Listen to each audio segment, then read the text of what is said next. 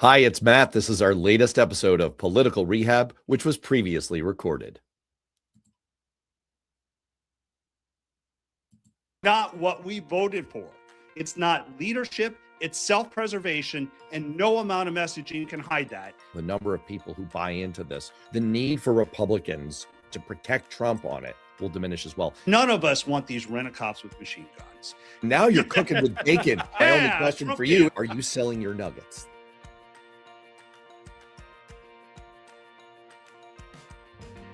Welcome to Political Rehab, smart politics without the hangover. I'm Matt. And I'm Matt. In this episode, a Venezuelan puzzler for Republicans, a growing hit list for America, the incredible shrinking House majority, the world's shittiest bromance is back on again, and a tragedy in Minnesota, national repercussions. But let's start, as always, with our Trump dump. Time for the Trump dump. That's right. It's time for the Trump dump, our weekly segment where we get it all out of our system up front, because it doesn't matter if you're a Republican, Democrat, or independent. There's something Trump did this week that pissed you off. My Trump dump this week sounds at first like it's not about Trump at all, but really it is. And I think you'll agree. This week, in HHS Secretary Robert F. Kennedy Jr.'s most sweeping anti-vaccine move yet, the CDC announced that it will stop recommending 6 vaccines, about a third of the total vaccination schedule for many babies and kids. Now, the Department of Health and Human Services framed the change as aligning with recommendations in other countries like Denmark, because apparently we now love Denmark so much that we need more of it in our lives, like Greenland. But medical groups said that's an apples and orangutans comparison that makes no sense at all. Doctors say that Kennedy's changes defy science and are dangerous for children. But the thing that drove the internet crazy was this statement from Republican Senator Bill Cassidy of Louisiana and a medical doctor. He says the vaccine schedule is not a mandate. It's a recommendation giving parents the power, changing the pediatric vaccine schedule based on no scientific input on safety risks and little transparency will cause unnecessary fear for patients and doctors and will make America sicker. First of all, Bill, no shit. 2025 had the most confirmed measles cases this country has recorded since we officially eliminated the disease in 2000. RFK is undermining vaccines based on his weird personal psychosis, including, and I'm not making this up, that he doesn't believe that germs cause disease, which is the scientific equivalent of believing that the earth is flat or that Sarah Palin is intelligent. American kids are getting sick and dying, and you, sir, were the swing vote that confirmed RFK Jr. RFK is only doing what for decades he said he would do, and you knew, and you voted for him anyway. You bear the same moral responsibility as a bartender who serves a visibly drunk customer and then gets into a drunk driving accident. But second of all, we would be blind and foolish if we left out the other responsible party here, and you see how I'm bringing this around full circle. Donald Trump's devil's bargain to get a few more votes by teaming up with this insane person and then following through and handing him immense power with no restriction that he could at any time impose as president means he's ultimately responsible. Trump has made deals with literally thousands of people that he welched on, all documented, and yet he cares so little for Americans' health and well-being and our very lives that this is the one deal he kept. And since then, to every insane idea that's come forward from RFK, he's just shrugged and said, sure, whatever. Trump has never taken responsibility for a single bad act in his life, and I don't expect him to start now. But let's never forget where the buck is supposed to stop, especially as the disease and death that this will cause keeps rolling in. Wow, fantastic. A lot that happened this week. And so I struggled on where I was going to start on this one. But earlier this week, Trump spoke to House Republicans for 84 minutes. He said a lot, but this line jumped out at me. You have so many good nuggets. You have to use them. If you can sell them, we're going to win. This isn't a messaging problem. It's not that Republicans just aren't selling his agenda well enough. No, Trump has a reality problem. That is what's hurting Republicans. When Trump is telling Washington everything is great, Americans are living in something very different. Affordability isn't a hoax. It's a reason elections are won and lost. But I wish you could explain to me what the hell's going on with the mind of the public. Well, since you asked, let me help you out. This is not what we voted for. We voted to get the economy growing again. We voted for a government that gets out of the way and protects our rights and freedoms. We voted to fix the immigration and secure our borders. We did not vote to occupy foreign countries. We did not vote for troops in American cities. And we sure as hell did not vote to have masked ICE agents shoot and kill American citizens. We literally fought a revolution 250 years ago, in part to stop exactly this kind of abuse of power. Free people are governed by consent, not force. But you got to win the midterms, because if we don't win the midterms, it's just going to be, I mean, they'll find a reason to impeach me. I'll get impeached. And there it is. That's why this pisses me off. Look, I know he just said the quiet part out loud, but none of this is about the country, the Constitution, or conservative principles. This is all about Trump. That's why he's governing by decree. That's why he's using force. That's why he's tearing the country apart. It's not leadership, it's self-preservation, and no amount of messaging can hide that. It's just lipstick on a pig. Fucking A, bro. Now you're cooking with bacon. You brought the heat this week. My only question Trump for you is, right? are you selling your nuggets? That's really the question for Republicans. So with that, let's get to this week's rundown.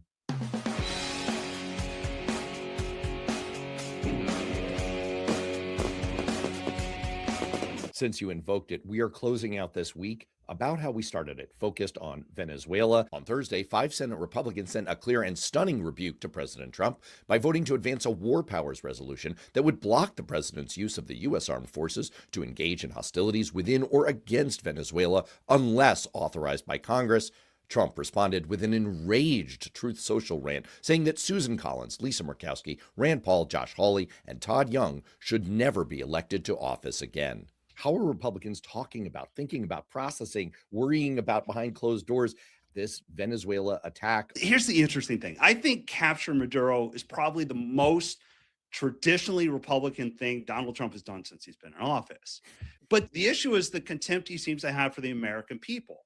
The moment we start blowing up narco-terrorist boats, he should have been on television.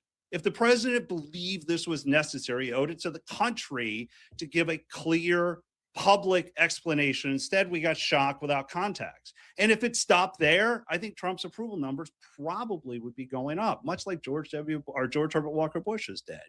But the problem is we're not stopping there. We're going into a country, and now we're saying we're going to run Venezuela. We're saying that it could be years of oversight. I'm not sure many Americans think that he can run our country, let alone another one. I was asked this by a couple of reporters this week, and I think the thing that strikes me is if you are a Democrat or someone who just hates Trump, you're not voting for him. If you're just a Republican who feels politically homeless, but you can't make yourself vote for a Democrat, you're angry, you're upset.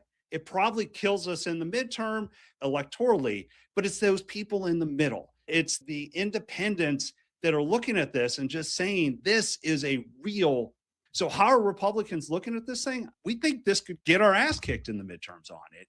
I think that's why you see 5 senators who vote to restrict Trump's war powers on this. There is some polling out in the wake of the attack. A third of Americans expressed support for the operation. A third said they disapproved, and a third expressed no opinion. They are literally waiting to see how things go and see how they feel about it and see what new information arises. If I were in your shoes, which I am analytically, I would be worried for the Republican Party because we just don't know how this is going to go, how it's going to wear in the coming weeks and months. Trump promised that we would be running the country potentially for years, and history suggests that it is not going to go well. And that's why our next topic comes into this, because Trump has threatened Cuba, he's threatened Mexico, he's threatened Colombia. I'm sure the Panama Canal's next. We know about Greenland. The reality of it is the base is fractured, and we have some real problems that are brewing out there that just don't pinch things for most Americans, and it puts Republicans at risk. I guess the question is for you, the Donroe Doctrine. I know how it fits with us as Republicans. First of all, I think it's a horrible pun. For a guy who's supposed to be smart on marketing, that's a horrible name. But how do you see this playing out? I think that the Donroe Doctrine is going to go the same way as trumped up trickle-down economics and Bidenomics. Not a great marketing campaign we've got here.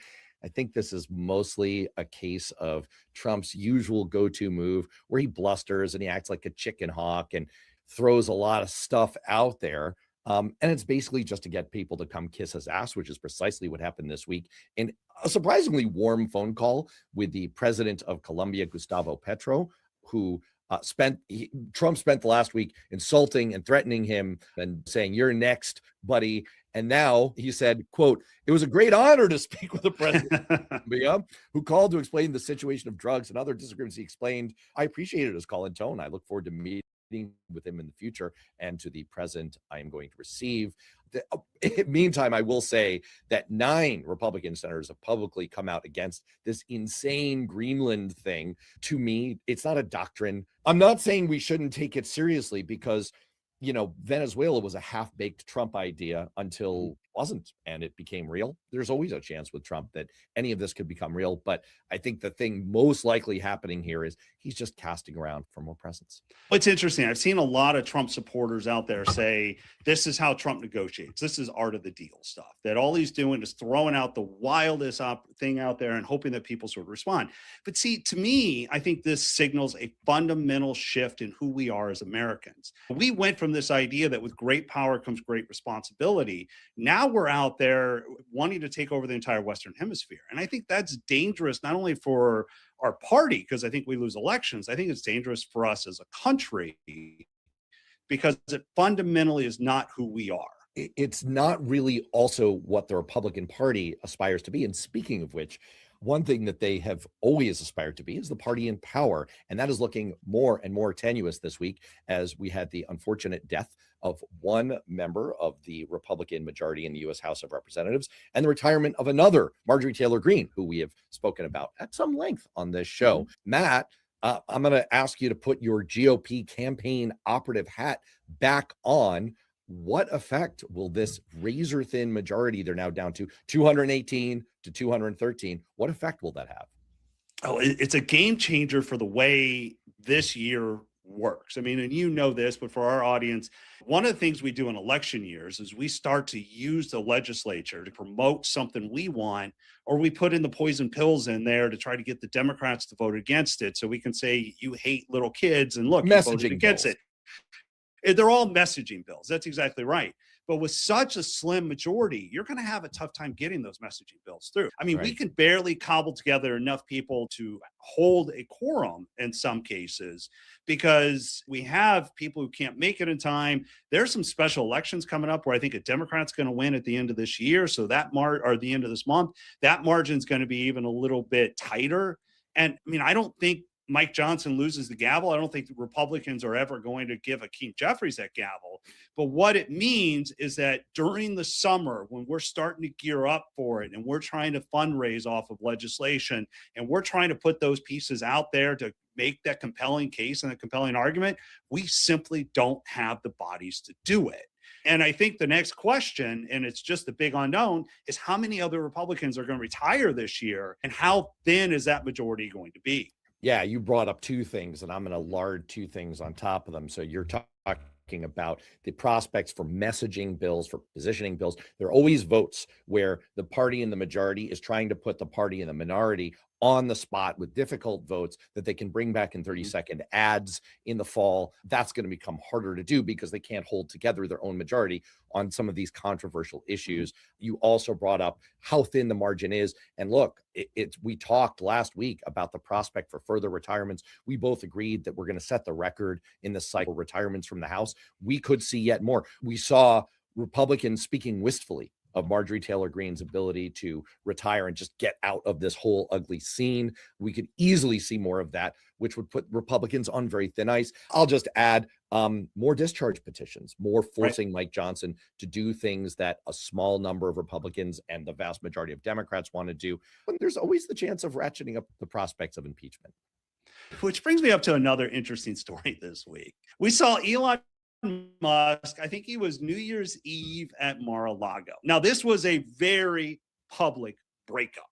I don't know if this is Ross or Rachel, but I guess my question for you, Matt, is, does it matter that they're back together again? What do you make of the sudden reemergence of Elon Musk? I think the answer to the question depends on the backstory here. And as you alluded to, this started with the blossoming of the bromance in Elon Musk's support for Donald Trump and the Republican Party writ large in the 2024 campaign, where he was one of the largest, if not the largest, donors to the party, hundreds of millions of dollars to a pro-Trump super PAC and other Republican campaigns, which led Trump to appoint Musk to head Doge, which led to Musk trying to beat it out of town and on the way out calling the one big beautiful bill a disgusting abomination.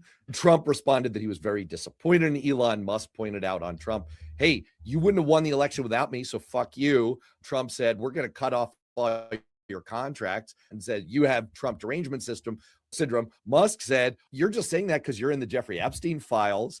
And then Musk said, I'm going to form a new party. And then Trump said, you've lost your mind. You've lost your mind.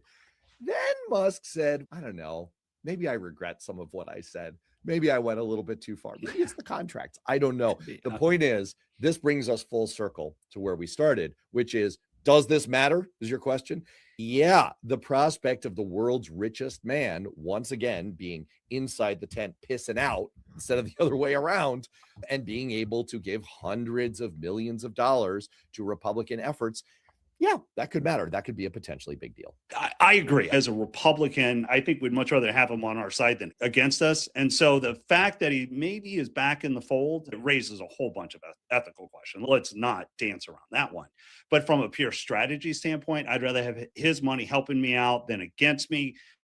I've run enough elections. I know enough times that you stare down millions of dollars, sometimes just hard to win. So if nothing else, he was going to be a spoiler in an election year that I think we are already going to lose, as I predicted, 50 seats last week. Maybe that only makes it 40, but it makes the path a little bit easier if we can ever get our head out of our ass. We had a horrible tragedy this week, a terrible incident, the killing of 37-year-old Renee Good by an ICE agent. Renee Good, for the record, is not, as Donald Trump described her, some kind of a far left, radical left terrorist. Like Kristi Noem said that she was a domestic terrorist. She's actually a mother of three and a devout Christian. There's video that shows bystanders watching and heckling ICE agents. A truck pulls up, a driver and a second agent jump out, rapidly approach an SUV blocking the road, which was driven by Ms. Good. The driver appears to tell her to get out of her car. The SUV reverses, starts to move forward. A third officer runs in and fires several shots. And this led to a circling of the wagons by the Trump administration, calling the victim here, as I mentioned, a member of the radical left, a domestic terrorist, to which Minneapolis Mayor Jacob Frey said, this is bullshit. So once again, we have a horrible incident resulting in tremendous political division. And I guess my question for you is, since we both view a lot of this ICE brigade as political theater, is this a tragic, horrible case of cheap political theater gone terribly wrong? Yeah, 100%. Look, we also have to throw this in the context of the ongoing assault on the governor, the fraud allegations, the attacks Trump made on Somali immigrants. This week, the House is investigating all the fraud. I saw the Minnesota Speaker of the House say the amount and level of fraud is going to be staggering here. So you throw this whole powder keg together, and I think what we really had here was Trump, honestly, wanting to walk in and be tough. They thought this was the nice 1-2 punch. Walz already said he's not seeking re-election, largely due to a lot of this. And I think they were in the streets this week because they saw this as another political opportunity to show they have strength. And it went just horribly wrong. Look, I think most Republicans want to see ICE agents go out and find dangerous criminals who are here illegal. And I think probably most Americans feel that way. But none of us want these rent-a-cops with machine guns. There is no reason this should have happened. And what makes it worse is this should not be a partisan issue. We get told a lot by the reaction that came out of the White House, because instead of going in and saying we're going to investigate, and if this ICE agent acted inappropriately, they will face the full consequences of the law. They will be fired. They will be charged criminally. The first thing they did before even talking about an investigation was how she was a domestic terrorist. She's not a domestic terrorist. She may have been a protester, but in America, that is guaranteed by the First Amendment. It's there for a reason. And there is zero reason why somebody should have come in, and that this is what happened, and it shouldn't be partisan. Every American should be angry about this one. It reminds me of where we started in this episode with my Trump dump, where I took Senator Cassidy to task for basically saying what happened here is so terrible, so tragic, just awful. And he's the one who enabled it. We all saw this coming. When you are going to spend billions of dollars rapidly staffing up an agency that's a law enforcement agency like ICE, you're giving them very little training. You're putting a gun in their hands. You're putting a mask over their face. And you're saying, go here. Hundreds of motorists who have been shot by U.S. law enforcement. This is already something that's frowned upon by experienced law enforcement that knows what they're doing and still happens at baseline anyway. And now you've brought in tens of thousands of ill-trained yahoos who are being told, yeah, just go out there and act tough and here's a gun. So of course we could have seen this coming, and the buck stops with Trump, who has set this entire thing in motion. That's where the responsibility lies. And he's such a venal coward. I was talking to my sons earlier this week about when you make a mistake, the mature thing to do. I may have said, this is how you act like a man, but it doesn't have to just be a man. This is how you act as a responsible human being, is you stand up and you say, that's my fault. I take responsibility, apologize. And you're able to at least move forward. And there's none of that in the case of Trump. So this is his responsibility. Yes, he set this up and he put it in motion. And I get the gut reaction by Republicans to try and defend law enforcement. But to defend law enforcement means you also have to hold them accountable, because one bad actor is a stain on the entire force. And I guarantee you that the good ICE agents, the good people there who are not just there to shoot people, are looking at this as a tragedy. Now, I believe it's actually in the DHS handbook that you can't shoot motorists. 100% correct. So he wasn't following procedure. And I'll give one closing thought, because I hear this from Republicans a lot. She was resisting arrest. Okay, maybe she was. Maybe when that ICE officer came up to her car and said, you have to get out, she shouldn't have fled. Okay, that doesn't give you the right to shoot her. It doesn't give you the right to shoot and kill her. They did not follow procedure. This is 100% wrong. And Trump should have been on national television last night talking about the tragedy of this, not calling her a domestic terrorist. All right, we're going to move on to our 5 good minutes segment to talk about another Trumpian tragedy. Let's go on a deep dive. This week saw the 5th anniversary of the January 6th assault on the Capitol, which is rightly and legally called an insurrection, although I understand that there is some disagreement across the political spectrum on that. And we wanted to spend just a few minutes talking about the lasting legacy, if there is one, of January 6th, because the public perception, the way we treat this politically, has radically evolved over the last 5 years. And you can see it in the political activities that went around this anniversary. There was the launch of a new White House website with ominous black and white images of former Speaker Nancy Pelosi and members of the January 6th committee, offering a false narrative of what happened that day, labeled those who stormed the Capitol patriotic Americans. Oh, I see. Meanwhile, despite a law that says that there's supposed to be a bronze marker legally mandated by Congress, again, that would honor those who protected the Capitol, police officers, from the worst attack it had seen since it was burned in the War of 1812. He has avoided that. He is not following the law, and he has not put up that plaque, which again is not taking sides here. It is just honoring the 140 police officers who were injured in defending the People's House that day. Democrats were relegated to the basement of the Capitol to hold a mock hearing to mark the anniversary of the event. That's notable in its own right. So we've ended up in a place where there is really no shared understanding of the event. There's no national mourning. This isn't like September 11th. This Mhm. isn't like, hey, we were attacked. This can continue to unite us, even if we don't like what subsequently happened after that. So with all of that backstory in place, what is, Matt, the lasting legacy, if any, of January 6th? Yeah. First, I think it's important to talk about Mike Pence here. I think it's important to set up how far we've gone from the very foundations of our country. America depends on principled leaders doing the right thing at the right time. I mean, without that, the Constitution, the Bill of Rights, everything else is just a piece of paper. I think where Mike Pence should really get his due is he showed that same level of commitment in the face of immense pressure during the certification of the ballot. He took his oath of office seriously. He took his job as an American, as a vice president, as someone who is trying to advance our country along seriously.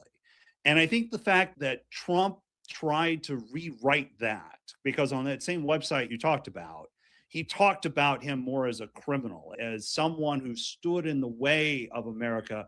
The true story of Mike Pence, whether you agree with him on policy or anything else, he should be seen as an American hero, as a patriot.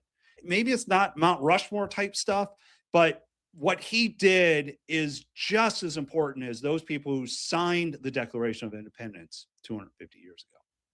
I want to endorse that. I agree as a Democrat. And I agree politically with Mike Pence on virtually nothing.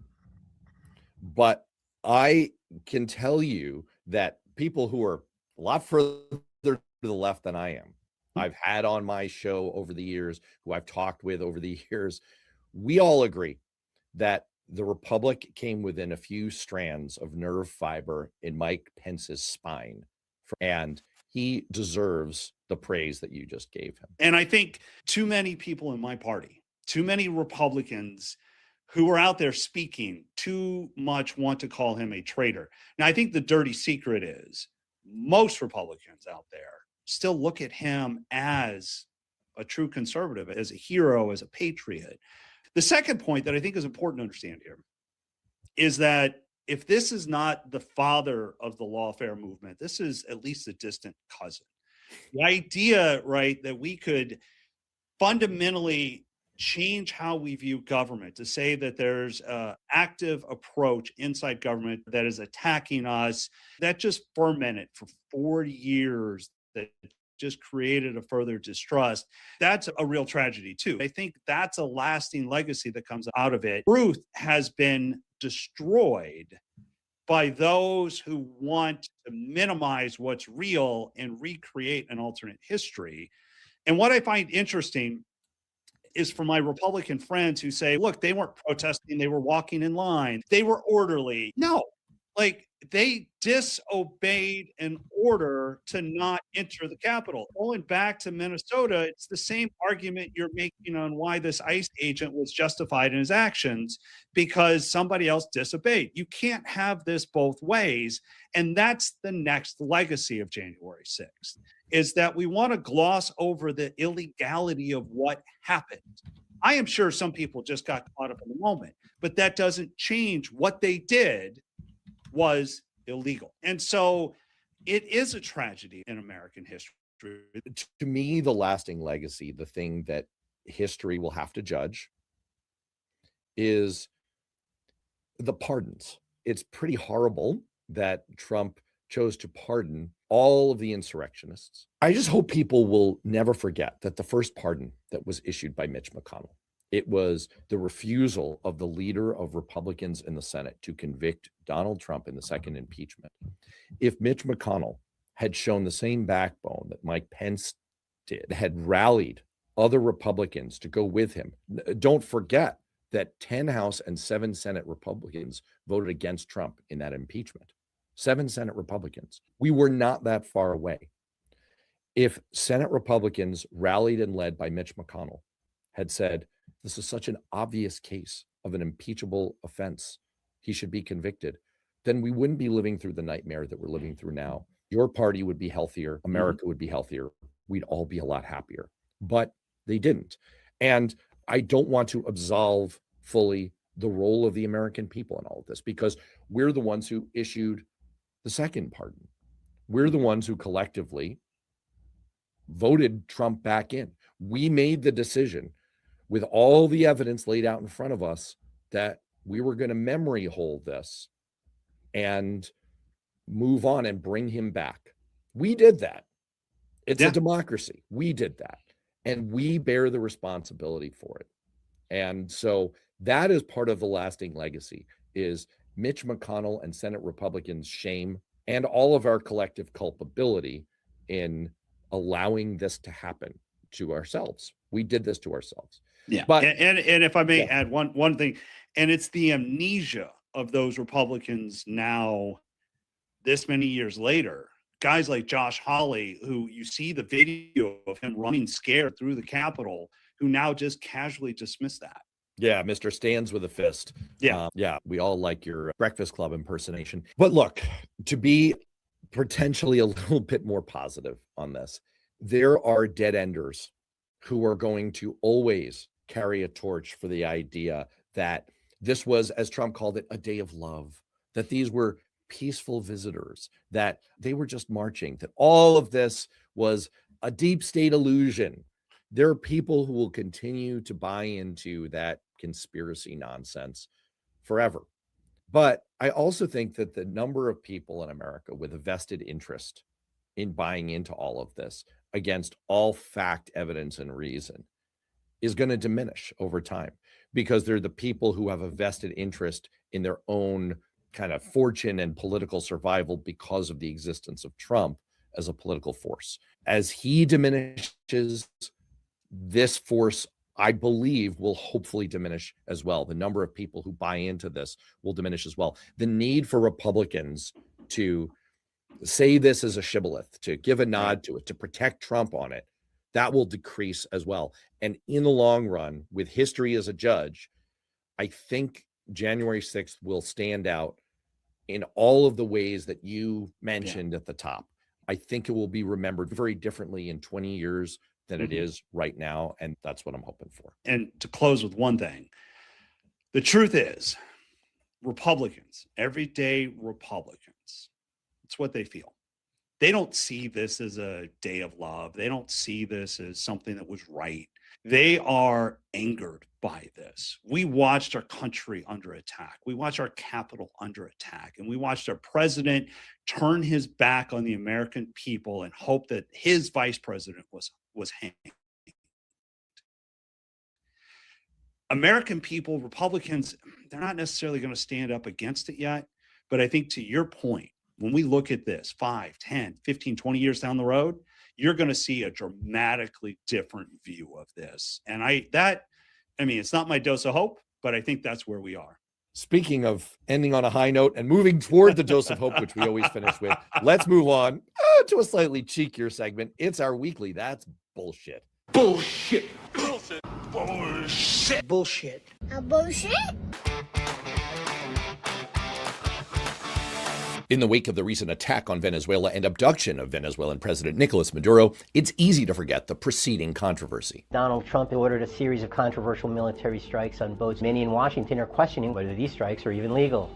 So far, the U.S. has released no concrete evidence publicly linking the boats to drug trafficking or terrorism. The bottom line is that the bombing campaign was a very, very questionable legality. And then this happened. The U.S. military carried out a follow-up strike on September 2nd after becoming aware of survivors in the water. The sources tell us that Secretary of Defense Pete Hegseth had ordered the military to ensure everyone on board was killed.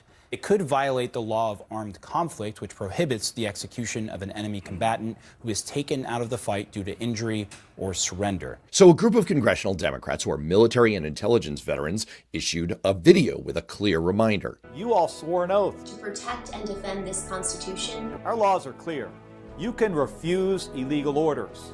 You can refuse illegal orders. You must refuse illegal orders. No one has to carry out orders that violate the law or our Constitution. That led our brittle chicken hawk of a president, Admiral Bone Spurs himself, to go absolutely ballistic. President Trump accusing the lawmakers of seditious acts that is, quote, punishable by death. And as Secretary of Defense General Hair Gel to throw a performative tantrum aimed at U.S. Senator and Navy veteran Mark Kelly. Defense Secretary Pete Hegseth is censuring Arizona Democratic Senator Mark Kelly. The Defense Department has started proceedings to demote Kelly's military ranking of captain, which would mean a pay reduction if it goes through. U.S. Defense Secretary Pete Hegseth says that the Pentagon will cut Senator Mark Kelly's retirement pay. But this is the world's easiest form of bullshit to identify, hypocrisy bullshit, because astute observers on the internet pulled just a few clips of Pete Hegseth singing a very different tune. The military's not going to follow illegal orders. And so the Trump campaign was forced to change their position and say, we're going to try to change the law so that the military can operate within the law. There are some guys at Leavenworth who made really bad choices on the battlefield. And I do think there have to be consequences. If you're doing something that is just completely unlawful and ruthless, then there is a consequence for that. That's why the military said it won't follow unlawful orders. Sometimes you have to go digging to find this kind of thing or connect the dots, but this bullshit just writes itself. Hey, I that might be your best one. That was fantastic. Here's the sneaky secret. You suggested this one to me, so that might be why I think it's your best. Yes, exactly. All right. As threatened earlier, let's move on to our dose of hope.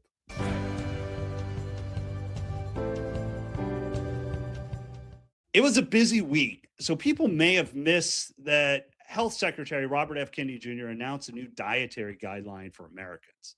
My dose of hope this week comes from a place I never expected to feel so validated, the food pyramid. Apparently, after decades of telling us to survive on kale, rice cakes, and quiet despair, the experts have updated the rules. Red meat, not the villain. Eggs, they're back. Wine probably is good for you. Dr. Oz even said alcohol is a social lubricant that brings people together. Now, this is science, and I trust the science, which means, ladies and gentlemen, I have been living a cutting-edge wellness lifestyle for years. While everyone else was eating sad salads and pretending they love quinoa, I was out there enjoying a steak with a glass of cab like a rogue scientist testing the limits of human health. And now the government has basically looked at my dinner plate and said, you know what? Maybe it's onto something. If this new food pyramid is right, I'm not just healthy, I'm a pioneer, possibly a visionary. And statistically, I'm probably going to live forever. And that, my friends, is my dose of hope. You know what? I'm so in awe of your dose of hope. I don't even want to give mine because it's so much more serious, but still, I'll go ahead. Look, I am not exactly a fan of artificial intelligence. I hope future robot overlords don't hear that I said that. But this week, there was a piece of AI news, a tool that could actually do some good in politics and government. Former Washington Post fact checker Glenn Kessler announced that he's been working in a partnership with a new AI investigative tool called SourceBase that can upload millions of documents and help journalists search them and make connections between them. It's already loaded up House oversight documents, court records, lawsuits, JFK and MLK assassination archives, the full U.S. code, 60,000 pages. So you know what the law says, and a searchable database of every Trump video appearance, so you know exactly what he's said about every topic. And of course, it's uploaded the Epstein files from the Department of Justice. And this is a good example. We just got one of the biggest document dumps in modern political history. The DOJ has started releasing files from the Epstein investigation, 125,000 pages so far, with 5.2 million more pages to go. And this kind of incredible volume of records has always been a major barrier for transparency, for the truth. It's a literal skyscraper-sized mountain of paper. Think of the famous scene in All the President's Men of Woodward and Bernstein combing through the records of the Library of Congress. That wall of paper used to protect people. It's like that scene from another famous movie ending, the end of Raiders of the Lost Ark, where the Ark of the Covenant ends up in a warehouse in a sea of boxes, a treasure lost in the dust. This is where an AI tool becomes interesting, something that can filter through, make connections, and point tomorrow's Woodward and Bernsteins on the right path. Follow the money is all well and good, but it's even better if you know where to start looking. And now there's a tool that can say, start here. And it's not just journalists. Any citizen can ask, who flew on Epstein's planes? Who visited the island? What did JP Morgan know? And all kinds of other questions that require deep dives into lots of documents and connecting the dots. Now, it used to be that cloaking yourself in paper was a good defense mechanism, but for the first time in a long time, the massive information asymmetry may be actually working against the people trying to get away with stuff, not for them. I'm not trying to pretend that this is a cure-all. The tragedy in Minnesota this week showed that you can have an actual video of what happened. It still doesn't clear the way to the truth if people are determined not to see it, but it's still definitely a step in the right direction that we can help expose crimes and misconduct and corruption, even the things that we didn't know to look for. That is my dose of hope. Fantastic. I feel way more hopeful, but I like yours better because I'm going to go have a steak and maybe a hot fudge sundae. So on that delicious note from Matt, I'm Matt. We will see you next time.